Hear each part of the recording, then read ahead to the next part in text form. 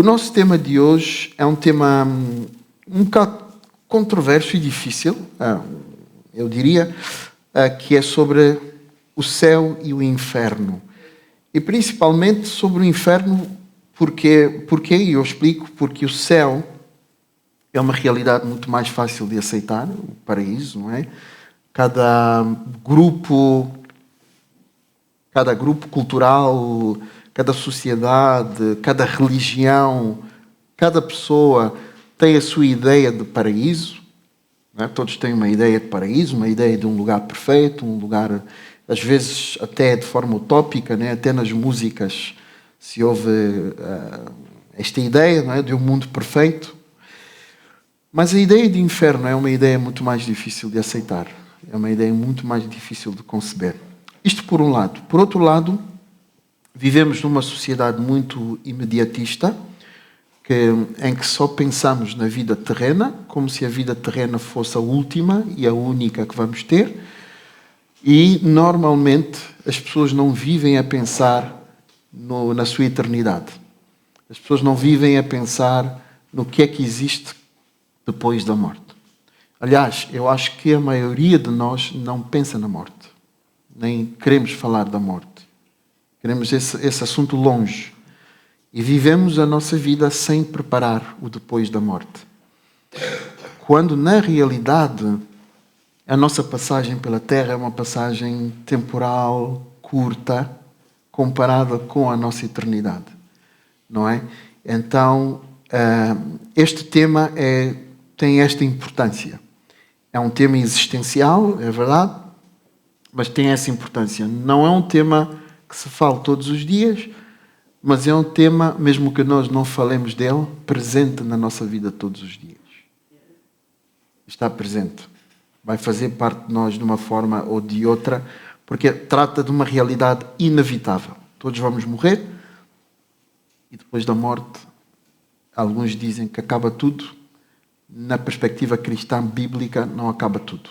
Há uma continuidade. Como é que é esta continuidade? Esta é a grande questão de que vamos falar hoje. Este tema também vem na sequência de, na semana passada, termos iniciado uma curta série, não é? Um estudo, na verdade, das parábolas do reino de Deus.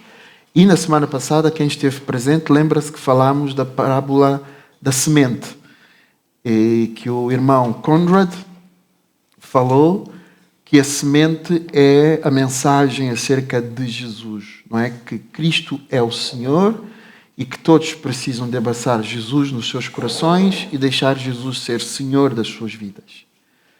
Por que é que isso é necessário? Por que é que Cristo tem que ser Senhor das nossas vidas? Por que é que Cristo é importante para as nossas vidas? Isto tem tudo a ver, mas tudo a ver com o tema que estamos a falar, de céu e inferno. Portanto, tenho que fazer esta chamada de atenção. Não é um tema que estou a trazer só para debate intelectual, teológico, não é? Só para mostrarmos conhecimento que temos. Eu estou a trazer este tema, e todos os temas que trago uma vez por mês são, a meu ver, de importância capital para a nossa existência, para a nossa vida. E por isso devemos refletir sobre eles. Ok. As pessoas deste lado ainda não têm o seu projetor, vão ter em breve, estamos a resolver essa questão, está bem? Mas algumas perguntas, como sempre, para nós refletirmos. Primeiro, se o céu e o inferno são realidades ou mitos. Isto porque há muita gente que vê todo este tema como um mito. E vocês, com surpresa ou não, vão deparar-se com pessoas, até no contexto de igreja, que veem o tema do céu e do inferno como um mito. Então é relevante fazer essa pergunta.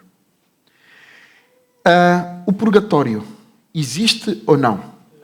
Não sei se toda a gente está familiarizado com a ideia do purgatório.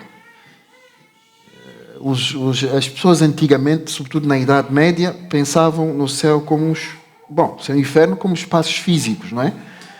E o purgatório estava ali no meio, entre o inferno e o céu. E é um lugar onde as pessoas vão, ficam por um tempo lá, com o objetivo de saírem do estado de impureza, de pecado, para um estado de pureza e, portanto, evoluírem e subirem para o céu. Isto parte do princípio que qualquer pessoa pode viver como quer que viver. Se viver de uma forma injusta, vai para o inferno, para o purgatório, perdão, e no purgatório fica lá a alma dessa pessoa fica a ser purificada.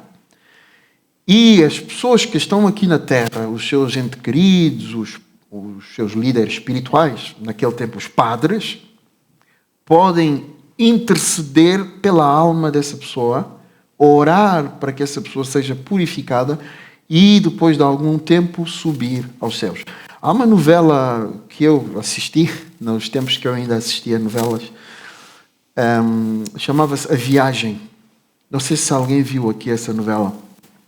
E a viagem, o acontecimento central da viagem era isso. Era um indivíduo que morreu, que foi para o purgatório, que não é um lugar bom, é um lugar já de algum sofrimento, mas é um lugar onde ele foi purificado. E as pessoas que estavam cá, havia uma equipa, inclusive, de médiums, de pessoas, não é, com uma ligação espiritual muito profunda, que iam orando pela alma daquele jovem.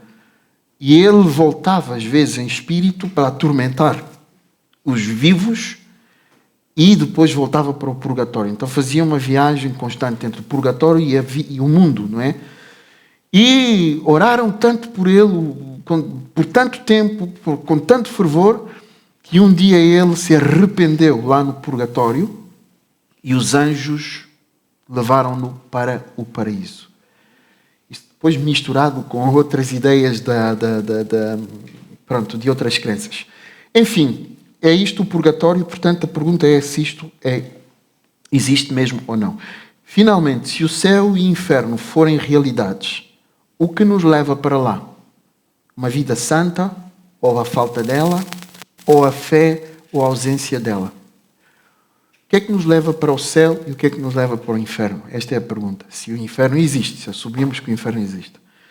Vida santa, ou seja, viver uma vida sem pecado, moralmente correta, é isto que nos leva para o céu, ou é fé, ou se é fé e santidade ao mesmo tempo, ou se basta só ter fé em Jesus para entrar no céu, e o contrário, a mesma coisa.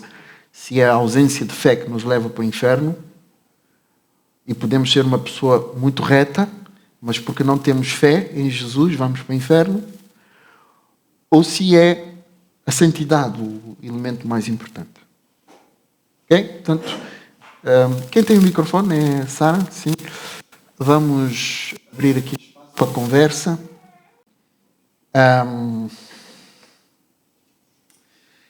E que a descrição era muito tipo esta que a Camille fez, do diabo e dos demónios a castigar pessoas mas é um livro extremamente lido no mundo cristão, evangélico. E ela está, não vou dizer o nome porque depois vocês, pastor Marcos não gosta de autor tal, não. Mas está a descrever Satanás a torturar pessoas no inferno, e Jesus aparece no inferno com ela, com esta pessoa que está a visitar o inferno, e Jesus vê aquelas almas a sofrer e Jesus chora por aquelas almas que estão a sofrer. Bom, desculpem, mas eu acho que isso tem muito pouco a ver com o que a Bíblia fala. Muito pouco a ver. E, portanto, eu ponho-me no direito de dizer, olha, minha irmã, a sua experiência é muito duvidosa, do ponto de vista bíblico. Pode até ser verdade, não sei, mas do ponto de vista bíblico é duvidosa, por isso eu não vou... Aliás, eu nem preciso, porque a Bíblia já fala aquilo que eu preciso de saber. E eu preciso de seguir a Bíblia, não preciso seguir a experiência do indivíduo. Eu preciso seguir a Bíblia. Sabem porquê? Hoje estou-me a demorar um pouco, eu sei. Mas sabem porquê? E um dia nós estudaremos este assunto aqui na igreja. Porque as Escrituras Sagradas são infalíveis. A mensagem que está na Bíblia, ela é infalível. Ou seja, ela, no que diz respeito a ser verdadeira ou falsa, ela totalmente verdadeira. Não tem nenhum pingo de falsidade a mensagem bíblica. E nós vamos estudar isso um dia, o porquê de ser infalível. Ela é infalível. E por isso ela é suficiente. Nós podemos acreditar nela, confiar nela, por ser suficiente. Principalmente porque quando se trata do Novo Testamento, tudo o que foi escrito no Novo Testamento ou foi escrito por um apóstolo ou teve aquilo que se chama endosso apostólico. Isto é, se não foi um apóstolo que teve com Jesus a escrever diretamente, a pegar na pena e a escrever, ele endossou, ou seja, ele autorizou, orientou, indicou alguém para escrever. Por outro lado, teve supervisão de algum apóstolo. Agora, nos nossos dias, qualquer pessoa tem uma experiência e vê com coisas e quer que... Mas quem sou eu? Quem somos nós? Até eu, pastor Marcos, eu não tenho legitimidade para trazer conteúdo espiritual novo e dizer, isto é a palavra de Deus, Deus falou, sigam. Não tenho. Quem sou eu? Agora, aqueles apóstolos, eles têm. Porque eles estiveram com Jesus. Eles receberam diretamente da parte de Jesus um endosso para fazer aquilo que eles fizeram. E aqueles que não estiveram diretamente, como foi o caso do apóstolo Paulo, o apóstolo Paulo foi aprovado pelos apóstolos, que reconheceram que a experiência dele de encontro com Jesus foi genuína e que o ensinamento dele era genuíno e que as escrituras que ele estava a produzir eram para ser acreditadas. Os outros apóstolos deram este endosso. Agora, nem Paulo vive mais, nem os outros apóstolos vivem mais. Portanto, acabou. Já ninguém tem autoridade para escrever livros e dizer isto tem autoridade espiritual. Acabou. A única regra de fé prática para nós são as Escrituras Sagradas. São as Escrituras Sagradas. Jesus viveu na Índia. Ok, vou colocar a questão de outra maneira, irmã. Por que eu havia de acreditar que Jesus viveu na Índia?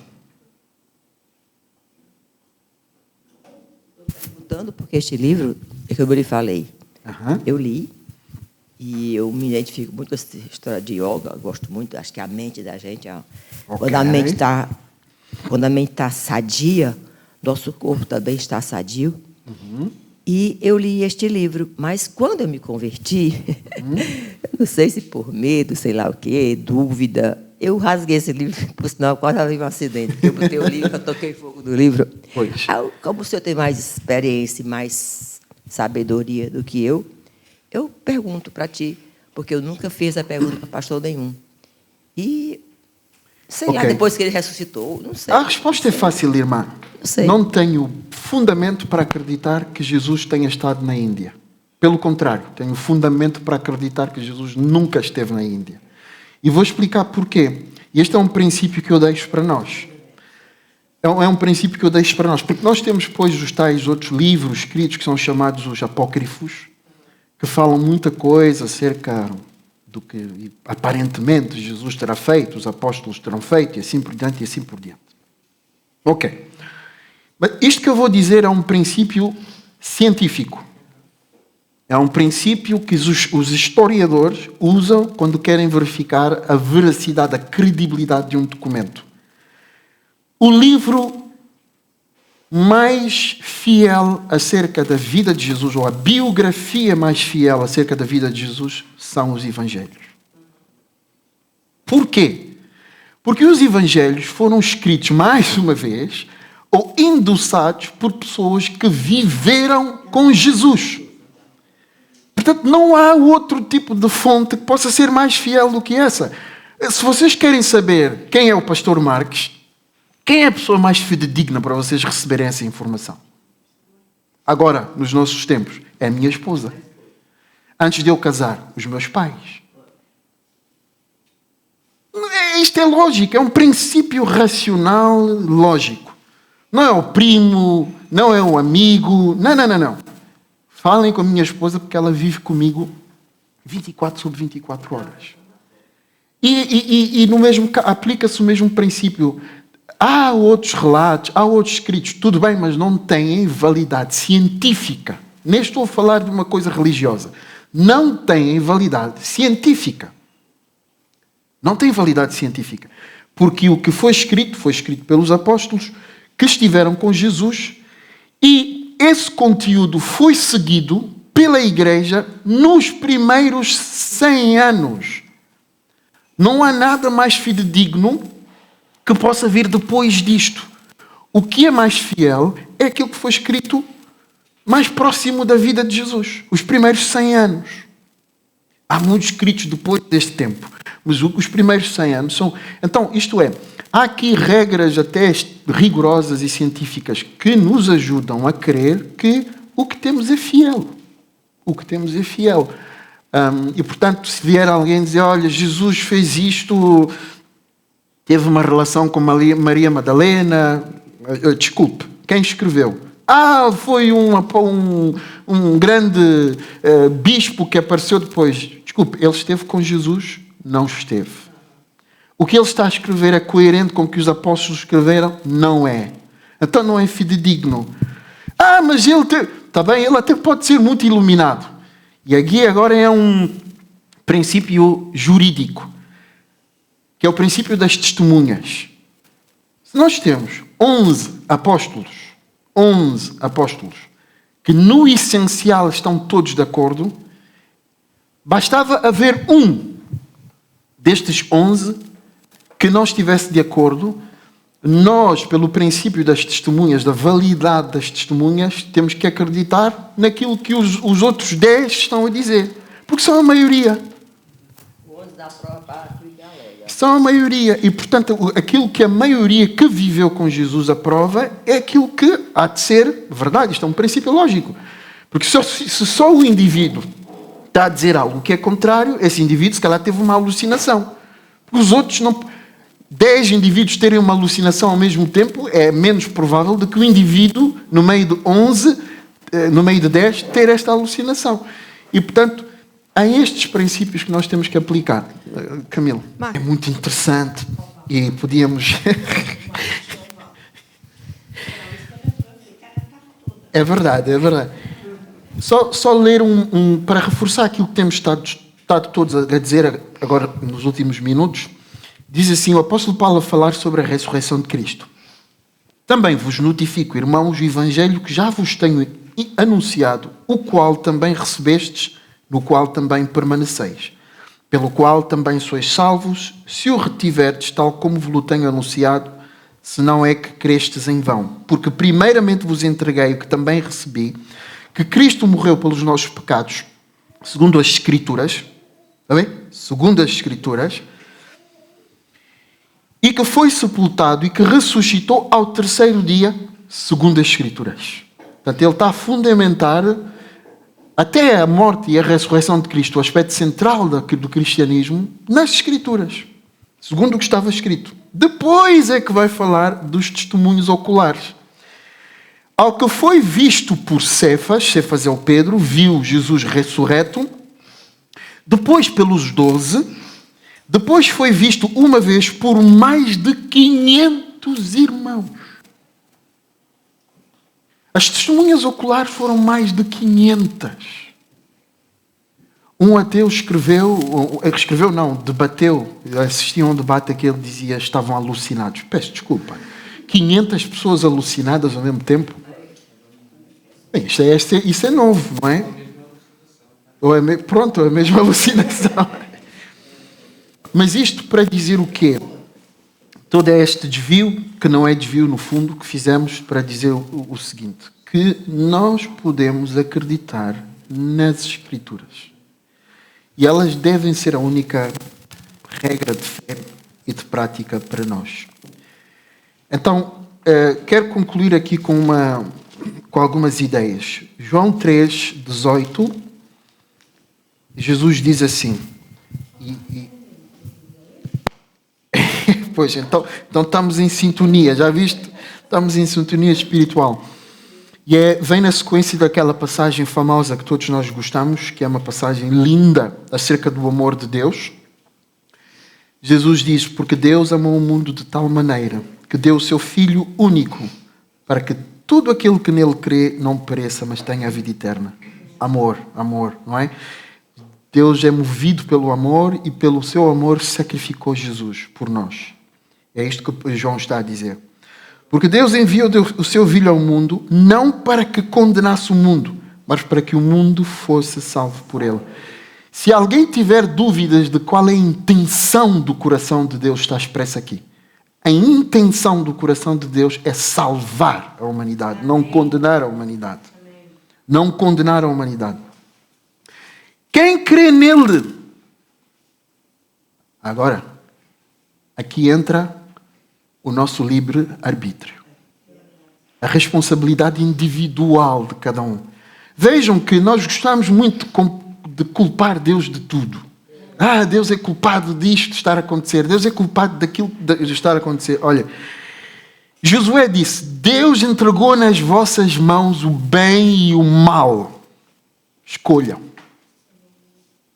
Ele depois, lá naquele contexto, Josué diz, eu e a minha casa escolhemos servir ao Senhor. Vocês escolham, não é? O versículo aqui diz, portanto, versículo 3, 16, 17, porque Deus enviou o seu Filho ao mundo não para que condenasse o mundo, mas para que o mundo fosse salvo por ele. Quem crê nele não é condenado, mas quem não crê já está condenado.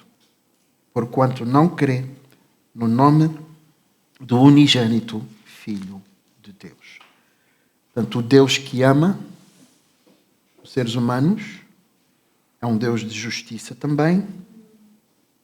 Ele estabeleceu leis e estas leis, elas cumprirão o seu propósito se os homens aceitarem a Cristo, porque não é possível que um homem se salve sozinho, pelas suas próprias forças. Se o homem aceitar Cristo, é salvo. Se o homem não crer em Cristo, já está. Já viram o verbo no presente? Não vai estar. Já está condenado. Agora eu digo o seguinte, explico o seguinte. A maior prova da existência do inferno é a condição humana atual. Nós já estamos no inferno. Nós já estamos no inferno. Doenças, guerras, corrupção, prostituição, exploração, violência doméstica, desamor, desafeição, anarquia, roubo, rebelião contra as autoridades, guerras, desastres naturais. Todo o sofrimento humano, na explicação bíblica, já não há possibilidade de voltarmos a ele e, portanto, nós vamos experimentar o... Olhem, deixem-me dizer, Deus é a fonte absoluta do que é bom. Na ausência total e eterna de Deus não se pode experimentar outra coisa senão o sofrimento absoluto. O homem que vai para o inferno é o homem que rejeitou Deus e, portanto, ele está onde ele queria estar, o mais longe possível de Deus. Quem vai para o inferno está onde sempre quis estar. Porque se ele na terra não quis estar com Deus, então está onde ele quis estar. Não é culpa de Deus. Segundo, ele preferiu levar uma vida de pecado. Então ele está onde ele gostaria de estar. Porque o inferno é a mais absoluta consequência do pecado. Então o inferno existe.